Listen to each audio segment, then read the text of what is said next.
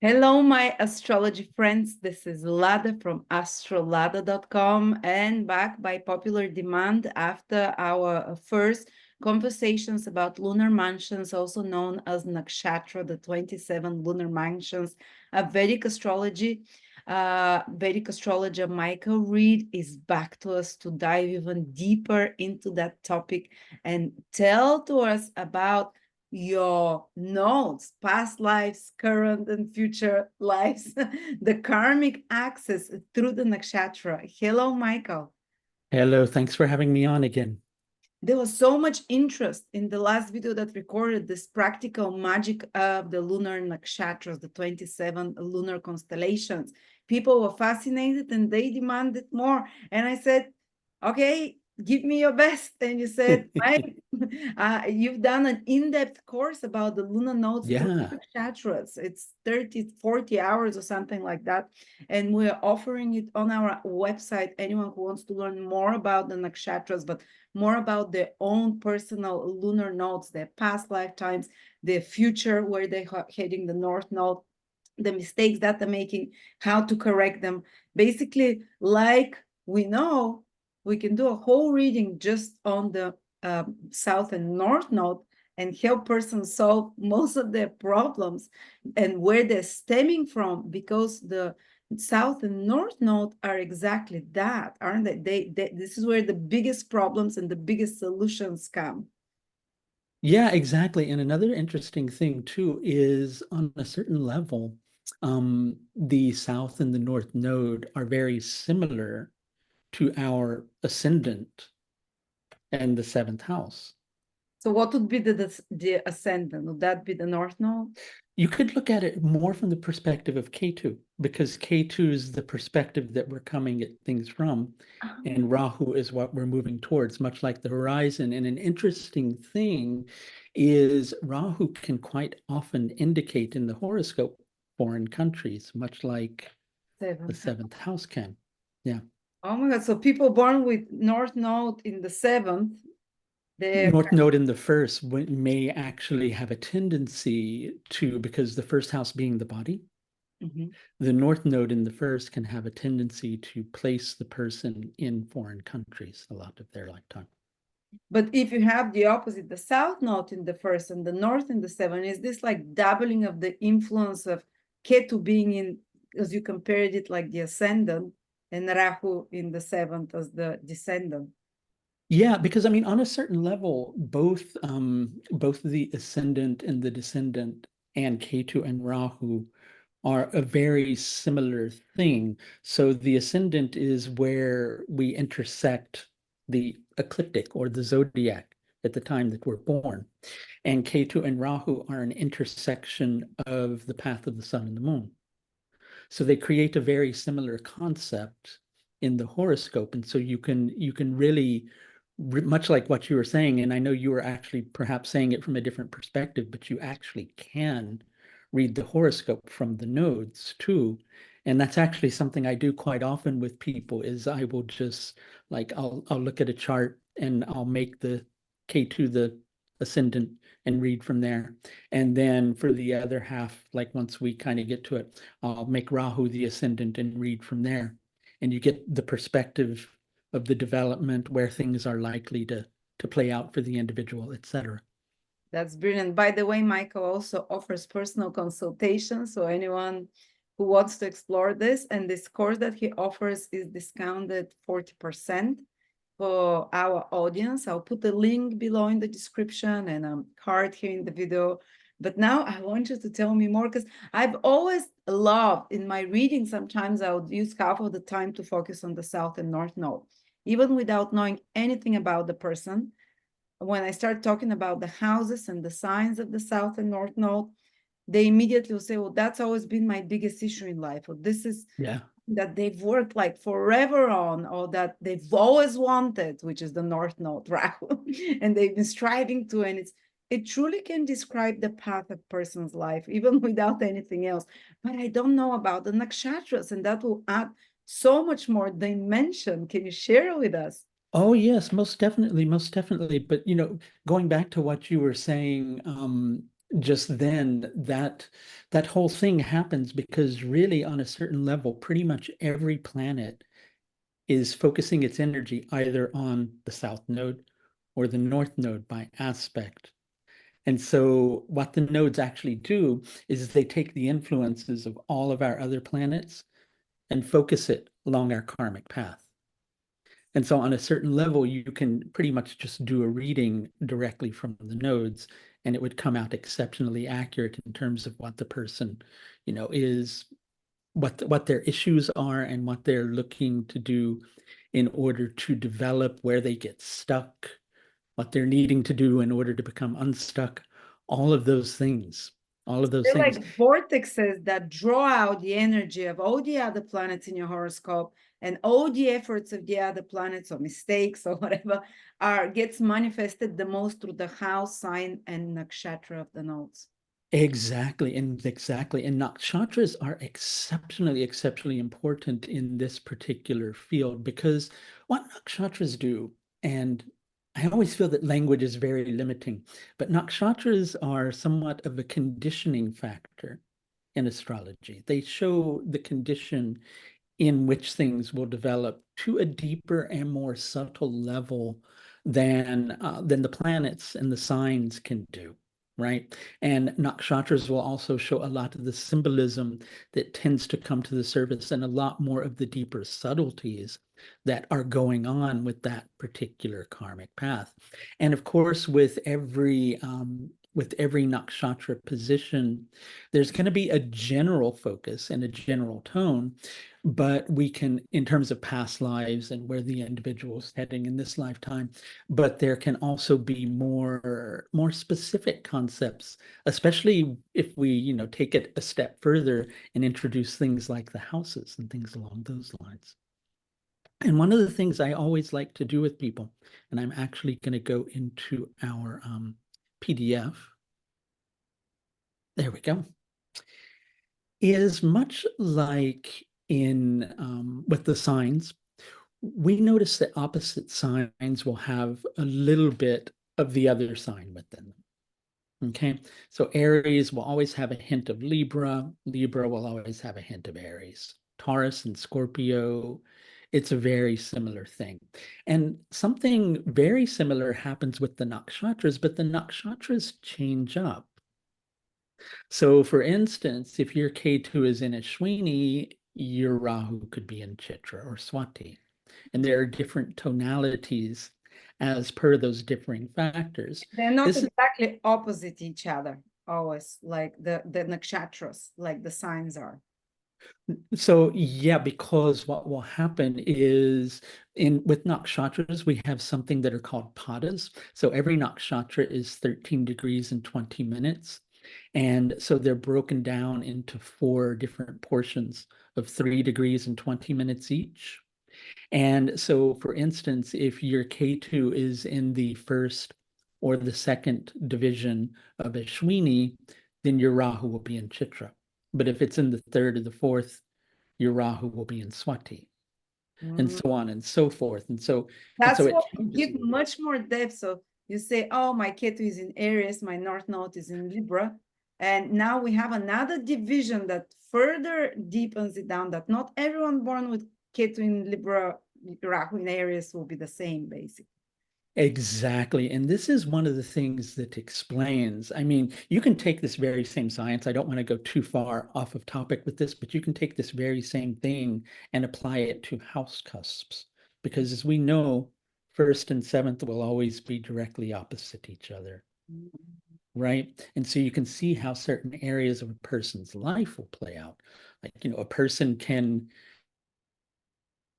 their seventh house in Vishaka, and that may make them non-committal in relationships, right? So we can begin to understand all sorts of things with the opposite positions of things in nakshatras, but Ketu and Rahu will function that way because they're always directly opposite each other in the sky, but it doesn't mean that Ashwini will always be opposite Chitra because it depends on how far into that nakshatra it is.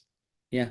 So what I did was I put together a lot of info for us, And I figured that what you could do is you could pick out specific nakshatra combinations that are most interesting to you, and we can roll with some of these concepts and talk about some past life ideas in relation to that.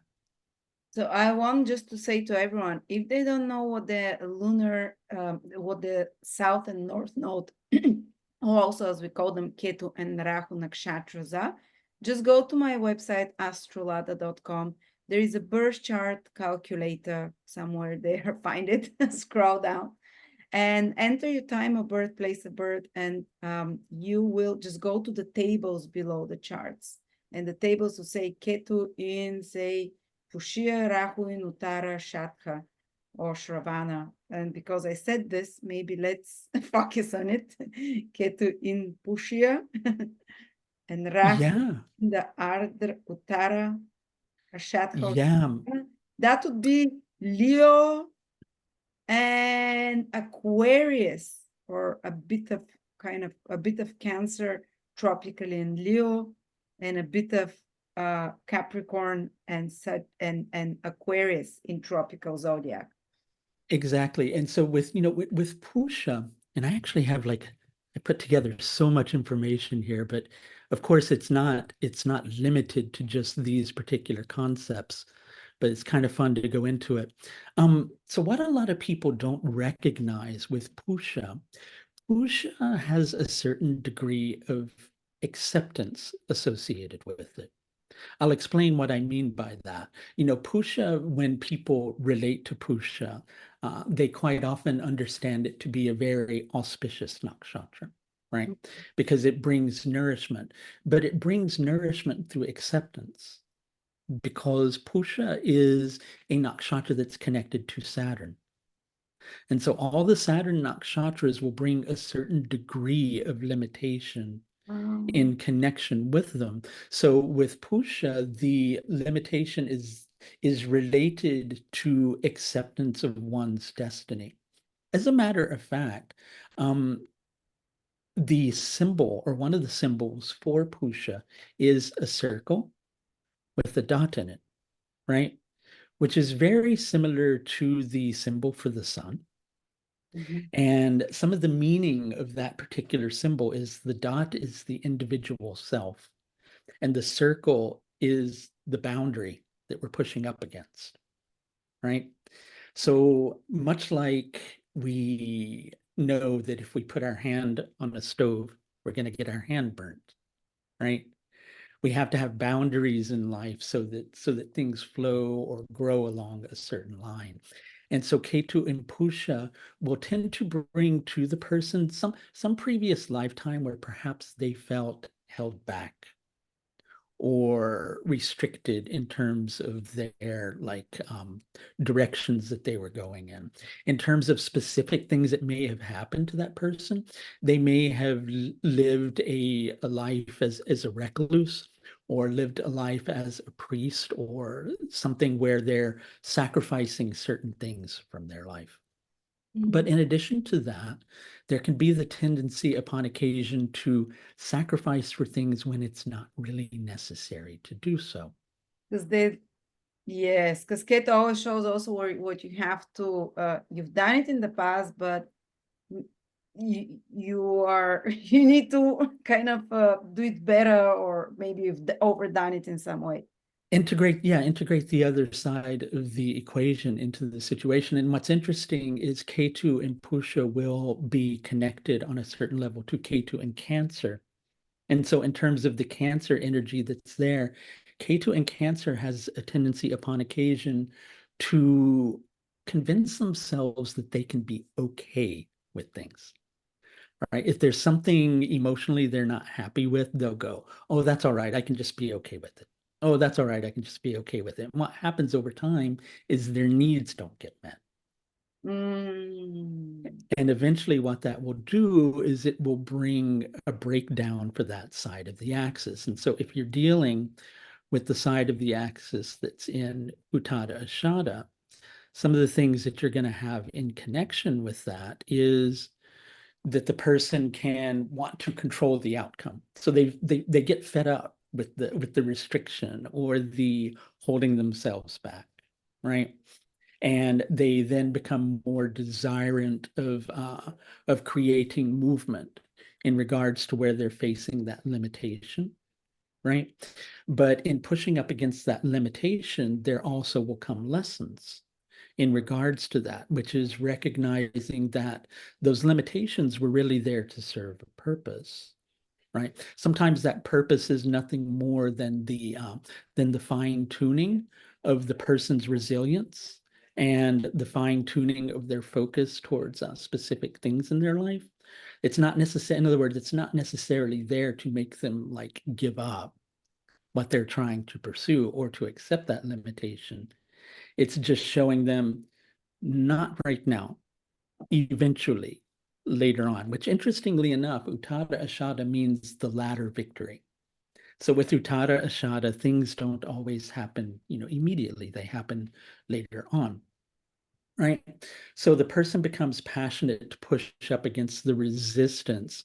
The K2 side of the axis, which is blending with the Rahu energy, may upon occasion go, no, it's not going to budge. You're not going to have that change just yet. And so the person is learning from that resistance, right? What this is teaching the person on a certain level is you can always go after those things that you want. You can always strive for those things that you desire, but sometimes it's much more about the pursuit than the actual acquisition that's there. Right? It's like the age-old saying, there's a saying about peace that is, there is no path to peace. Peace is the path. Sometimes it's the journey that's more important than the actual destination that you're going to.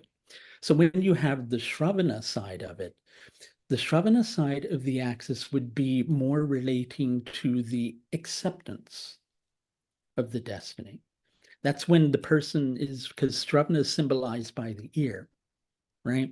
And so the person is beginning to pick up on the subtle cues that the universe might be dropping them that are saying, hey, you need to kind of like hold back and you need to pay attention to this, or here's what I'm trying to show you through facing that resistance that you're looking at. And so they're two very different energies. The Shravana side of things, when you have Ketu and Pushya, and you have Rahu and Shravana people, they tend to be very sensitive to sound, like super hypersensitive to sound.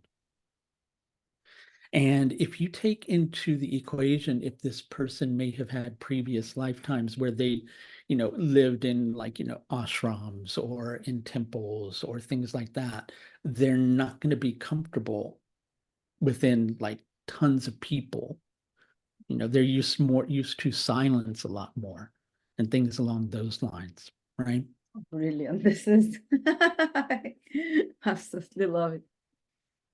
Now I had to check what my south node is in Ah, Ashlesha. I'm curious what are my past lifetimes connections? yeah. So K2 and Ashlesha will, what's the best way to say this? Seeker, but sometimes seeking so deeply that they're never going to find the bottom of the barrel, Mhm. really. Obsession about certain things, right? Mhm. Um, K2 in the first house. Let's say K2 in the first house and in Ashlesha. The individual can become obsessed to the extent of how they are, how they appear, like how people are seeing them, not necessarily vanity, Mhm. More like because worried. What yeah, and that's it. So here's the way that works, in terms of houses, and we'll go into that a little more deeply. When K2's in the first, Rahu's in the seventh. So people who have K2 in the first and Rahu in the seventh, they become very focused on others and the public in general. They're a people watcher. Okay.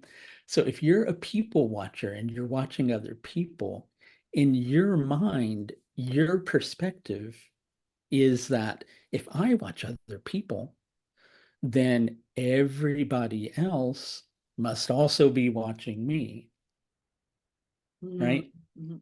So Ketu and Ashlesha will quite simply have a really hard time letting go of that.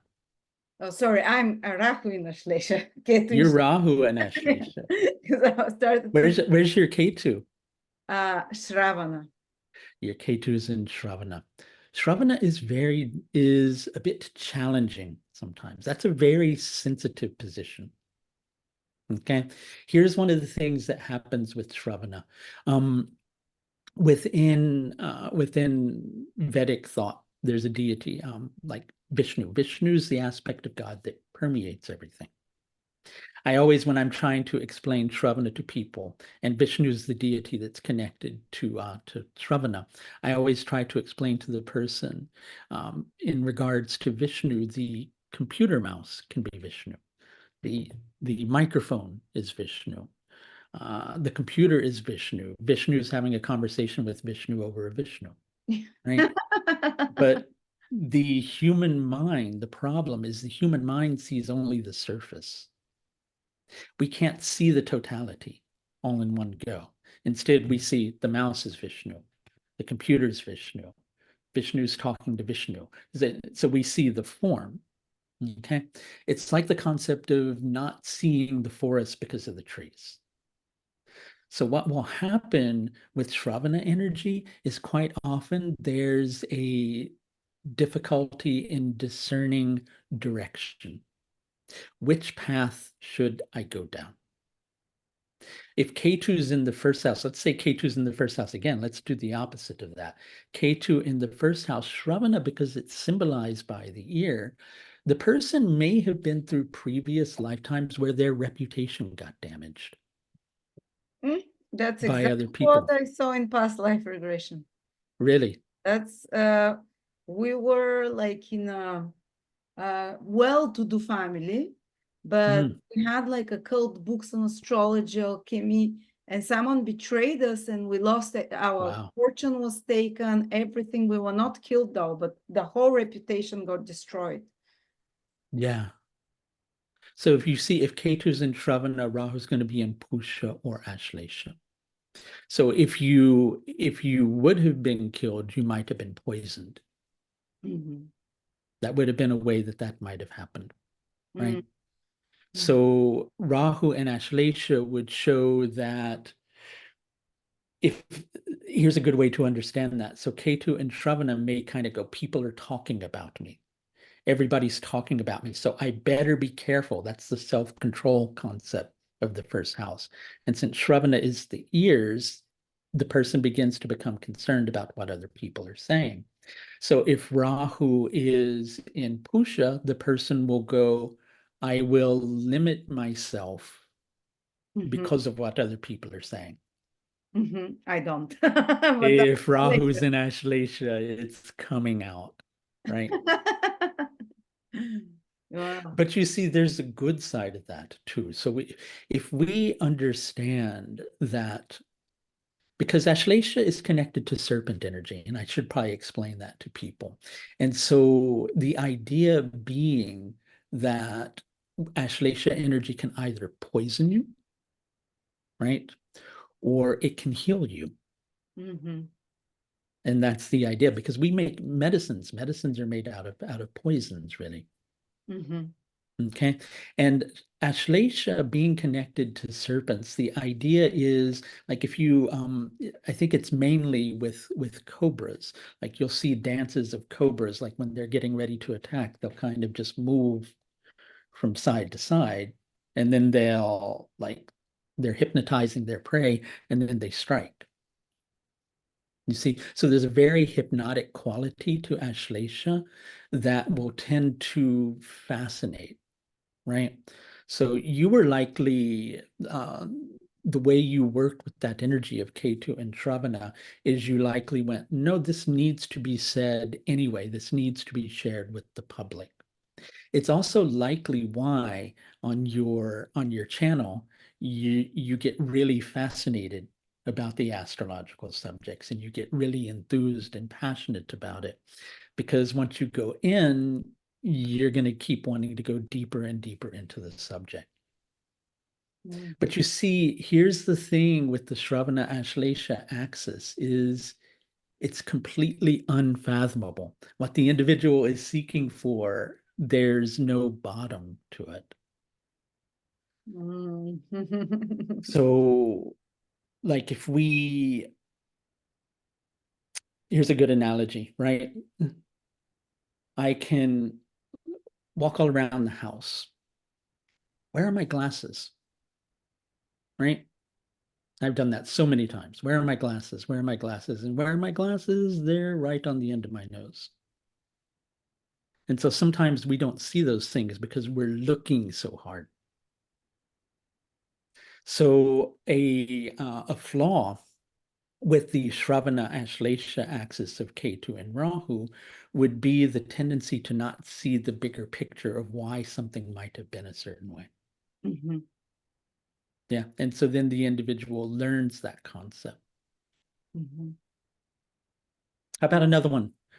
Shall we play roll the dice here and figure one out? Okay, next one, Ketu in Dhanishta. Ketu and Dhanishta. Curious about their past lifetimes. Yeah, yeah. So Ketu and Dhanishta.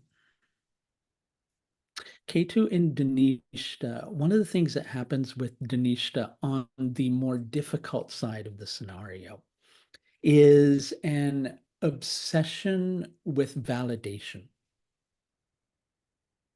You see, there's a need to be validated I've with seen Ketu this and Dhanishta. people with Ketu in Dhanishta. And that's going to be similar to Ketu, in Aquarius. It's going to be part of Aquarius. And so what's actually happening with that validation is no level of recognition or confirmation of who we are or that we're doing the right thing. So like if K2 is in the 10th house, a person may want validation in regards to, am I on the right career path? Because no matter what I do, I don't really seem to be able to find like any sort of job stability. Okay. And so let's say they have K2 and Dhanishta. Well, they may have had in previous lifetimes a lot of wealth and a lot of fame because Dhanishta is also known to bring fame. Oh, yeah. You see, but one of the lessons Dhanishta is trying to teach us is if you become focused on that validation, if you become focused on success at the exclusion of everything else, right? And if you're wanting that recognition so intensively for what it is that you do, are you truly being yourself? And if you're not truly being yourself, how successful can you be?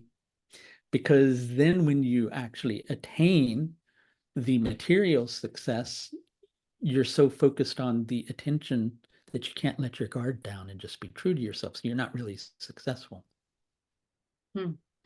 And so if it's Ketu in Dhanishta, let's say Ketu in Dhanishta in the 10th in Rahu and Ashlesha, the person's seeking for that stability or that fulfillment because those are fourth house matters. And they'll have this bottomless desire for finding security or stability. Even if they have the security or the stability, it will somehow never be enough. So bottomless, Ashlesha is bottomless desire when Rahu is there. It needs to, because if we think of what snakes do, snakes tend to go into like holes and secret recesses of things. They need to go deeper into things, right? And they're doing it for the sake of transformation and for the sake of, shifting or letting go, right, of things, because snakes also shed their skin. And there's also the realization with everything Ashlesha that those things that you desire can have a negative undertone for it. So one of the things that Ketu and Dhanishta and Rahu and Maga might be teaching the individual is, hey, this desire you on more of the positive side of it, because this will be Ketu in Aquarius and Rahu in Leo. On the positive side of it, it's going, hey, you know what? This desire you have for validation that you're on the right path, why don't you just put that to the back of your mind? Because Magha Nakshatra gives the power to leave the body. So there's always something with Magha Nakshatra of putting what you're feeling to the side to an extent. But there has to be a balance. There has to be the balance of going, how much of your sensitivity are you squashing in doing that? Mm-hmm. But let's go back to things. So rather than going, with Ketu in the 10th house and the desire that the person's having for recognition or of fame, right? The Rahu in Leo and Magha would be saying, you need to go in this direction just because it inspires you. Stop looking for the confirmation that you're on the correct path. Chances are, if you stop looking for that confirmation that you're on the correct path, you'll find both the level of fulfillment and the level of fame that you're looking for. Because Magha also gives a regal quality to the individual, right? Wonderful. Here's another thing with Ketu and Dhanishta and Rahu and Magha. There will be a very deep and profound connection to ancestors. Okay. Magha deals with what are called the Pitara or the ancestral deities. But Ketu and Dhanishta relates on a certain level to the past or the source from which we come. Okay.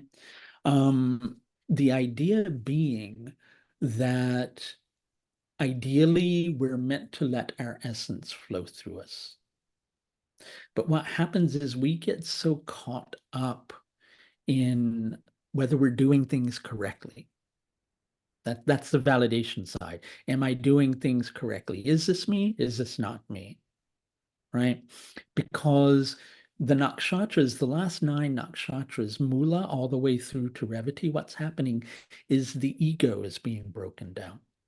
So the person doesn't really know themselves. And so they're facing the resistance to knowing themselves. So with Dhanishta, they're going, who am I? Is this who I am? Is this the right direction to go in? So in terms of the ancestral connections that are there, the person will, likely want to know more about their heritage, likely want to know more about their roots, explore things more deeply in that particular capacity. Dhanishta is symbolized by on many different things, but amongst the things that symbolize Dhanishta, one of those things is a flute. And so with the instrument associations with Dhanishta, and people with Ketu and Dhanishta may have been musicians in previous lifetimes, or they may have skills with music. The idea is that the musical instrument that's pictured in the symbol needs somebody playing it to connect the musician to the music, right? Mm-hmm. So Dhanishta is about letting source flow through you. Play through you. Exactly, rather than having to force it, you see? And so the reason for the ancestral connection with Ketu and Dhanishta, or the fascination with ancestors, would be, where do I come from? Where do these qualities within me arise from? How can I understand that? In terms of the fame connection, there's also a fame and wealth fascination with Dhanishta, right? But it's an insatiable desire for the person. Because of Ketu. Because of Ketu. Ketu is related to, it's an interesting thing, and maybe this is helpful to explain to your audience, which is Ketu is connected to Meena avatar. Okay, so every planet is connected to an incarnation of Vishnu. Okay, so Meena avatar is the fish incarnation of Vishnu. And so the story that's connected to Meena avatar is of this fish that continually outgrows the body of water that it's put into. Mm-hmm. So Ketu at first brings a degree of limitation to us. And Ketu and Rahu are really one thing. So what's happening is when that limitation hits Ketu, and this part often surprises people because Ketu is understood to bring liberation. So people have a hard time understanding the concept of if Ketu is related to liberation, how can it also deal with limitation?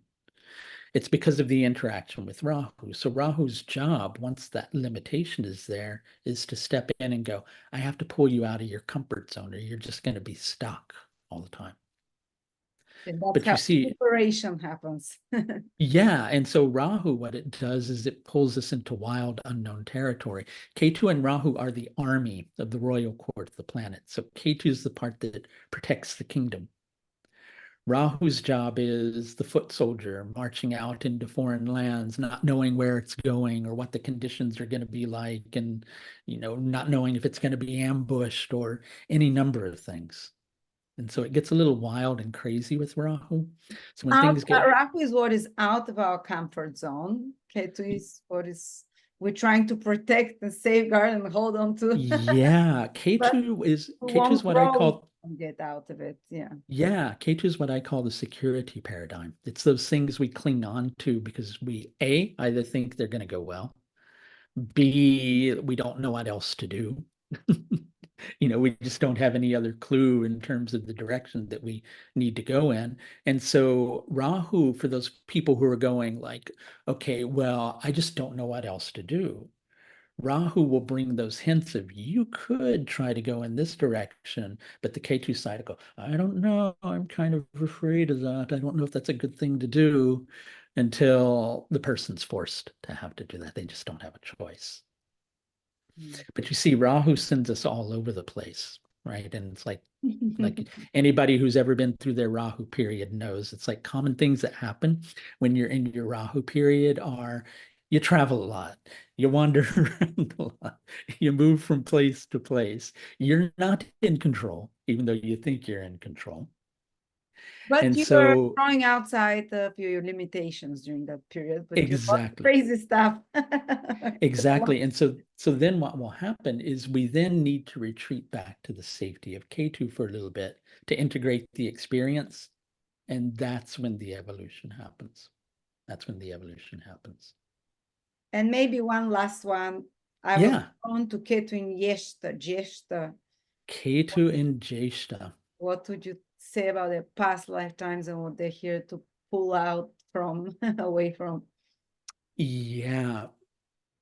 No amount of, here's the lesson Ketu and Jyeshta with either Rahu and Rohini or Mrigashira is being asked to learn. No amount of insight or oversight is going to let you see everything or let you develop the perfect strategy to overcome a situation. Your plan will always be flawed to a degree, and you just got to be comfortable with that. Why is Jyeshta about control or planning or what? Jyeshta is about conquering and rising above circumstances, but the way Jyeshta does that is through wisdom or discrimination. It's a Mercury nakshatra, so it wants to see the bigger picture. And like think of a warrior who's in the middle of a battlefield, who then goes, I'm going to retreat from the battlefield in order to get a clear perspective of what I'm dealing with, which is helpful. It's a good thing to do. The person needs to see clearly. But Jyeshta is connected to the concept of how our senses can sometimes deceive us. Right. So people who have Ketu and Jyeshta with Rahu and Rohini, there can be a tendency to go, I think I know. I'm convinced I know. Right. And there can be pride in the knowing. This is the direction I need to go in. So I'm going to become very protective of that thing that I'm trying to create. And I'm going to become very determined in creating it. Right. Ketu and Jyeshta, previous lifetimes, the person, may have quite often you'll see a lot of astrologers with Ketu and Jyeshta. I've seen that happen a lot because it gives insight and oversight and like the capacity to delve deeply into things. Jyeshta means the eldest. Mhm. So it tends to bring, heightened wisdom in that particular capacity. But when it's more difficultly influenced, the senses will deceive the person. So Rahu in Rohini is going, you need to create things in this direction and protect your creation. So this is the warrior who's protecting the thing that they're fighting for. And they're trying to create a particular outcome. Okay. And this is the warrior who could be given great renown for the things that they do, because Rohini has a certain level of pride to it. They're the warrior that can accomplish quite a lot of things, right? But they attract to themselves, if you're thinking of it as a warrior, they're going to attract to themselves that one person who always wants to knock them off their stool. With Rohini placements, there's quite often a large degree of jealousy being directed at the person. Oh. Okay. So Ketu and Jyeshta with Rahu in Rohini will create that. So the Mrigashira development of it would go, maybe I got this wrong. Maybe I need to take a deeper look. Maybe I need to go a little more deeply into things so I can see a better strategy to come up with. So this would be the side of the warrior withdrawing from the battlefield so he can see things more clearly, develop a new strategy, figure out a way of reapproaching things, a better way of working with one's resources. Mrigashira is quite often associated with the concept of fulfillment. But what's not recognized about it is it will cause the individual to seek fulfillment. It's not necessarily that they're fulfilled, they're seeking fulfillment. And so they're always having to work with what they have to try to create better things, right? Like, when people go, oh, well, I'm just going to patch up my trousers or I'm going to do this. That's a Mrigashira type thing. It's the thing of going, I'll make do with what I have. What can I create with what I have here already? This isn't working. What can I take to create something different? So Ketu and Jyeshta may have had the person in previous lifetimes having their knowledge betray them. Mm. You see? There is the energy of Yeshta, as far I remember, the sister was betrayed or something like that, wasn't there, with the story? Yeah, you can have that happening in previous lifetimes because Jyeshta basically translates as the eldest, but it refers specifically to the eldest sister because the eldest sister serves a function in Indian society, much like the mother. It's the one who protects. It's the one who does everything, who has to, if you're going to like run a household, you have to like have good oversight of everything that you're dealing with. That's the reason for the connection that's there, the one who does everything, right? And so there can be with Ketu and Jyeshta, like, difficulties with an elder sister, like past life karmic connections with your eldest sister that are playing out in this lifetime, right? Mhm. I just know a few people with ascendant on Yeshta, and all of them have problems with their older sibling, especially, Really. yeah. So that So what two would be people in, I know. so if they're And a lot of jealousy, like other women are very jealous of them, something that you mentioned as well. that's the Rohini side of it, because what's happening is that would probably be the Ketu and Jyeshta, the ascendant in Jyeshta and the Yeah. seventh house in Rohini. Because Rohini is quite noted as being the favorite wife of the moon, because the And moon of had a lot course, of wives. yeah. I know So women now, with moon in Rohini, they're always like, even if they're not the most beautiful, men are like obsessed with them. yeah, They like honey for them, and men would for lifetime they would remember them, and women hate them because they don't understand where this power comes for them. Moon in Rohini, I've noticed, and yeah. they don't. And I try to study them. I try to do the same thing. No, they have it. You either have it or you don't. Or you don't. Exactly. So those people who you're referring to who may have their ascendant in Jyeshta who may have the seventh house in Mrigashira, quite often with those people later on in life, they'll reconcile the differences with their sibling. Later. Because, yeah, because Mrigashira, the story of Mrigashira relates to the moon eloping with Jupiter's wife. Uh-huh. You see, and what happened is through the moon eloping with Jupiter's wife, Jupiter found out about it and like demanded that his wife be like, returned to him. His wife's name was Tara. And so she was returned to Jupiter, but what had happened was she had already been impregnated by the moon.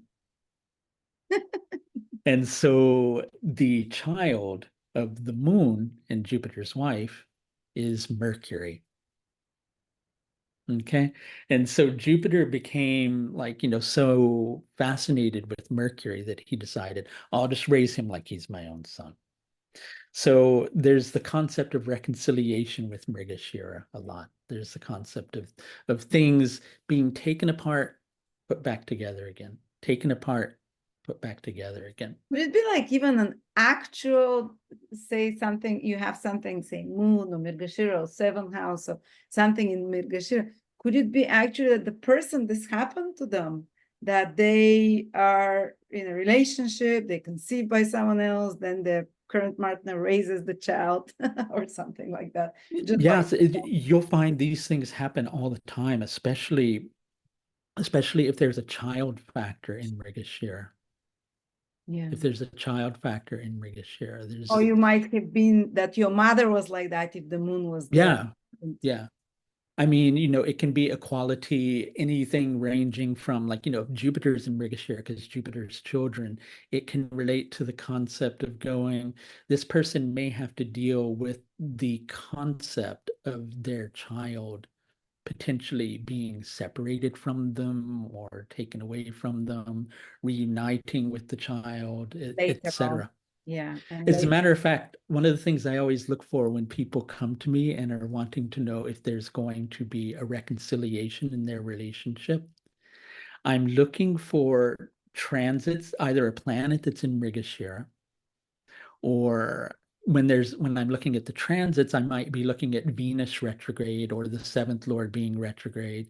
And if it's in Mrigashira, that gives a little more confirmation that there's a potential for reconciliation with the person. This is brilliant. Thank you. I've learned so Oh, much. my pleasure. I know we kind of went off talking about previous lifetimes, but it kind of takes on No, I a wanted life of its own in that quality because even if nakshatras are it's not the, fascinating. even if it's not the exact story of the past lifetime, just telling that story, it immediately would resonates. It immediately It does. Yeah. the issues you're coping right now.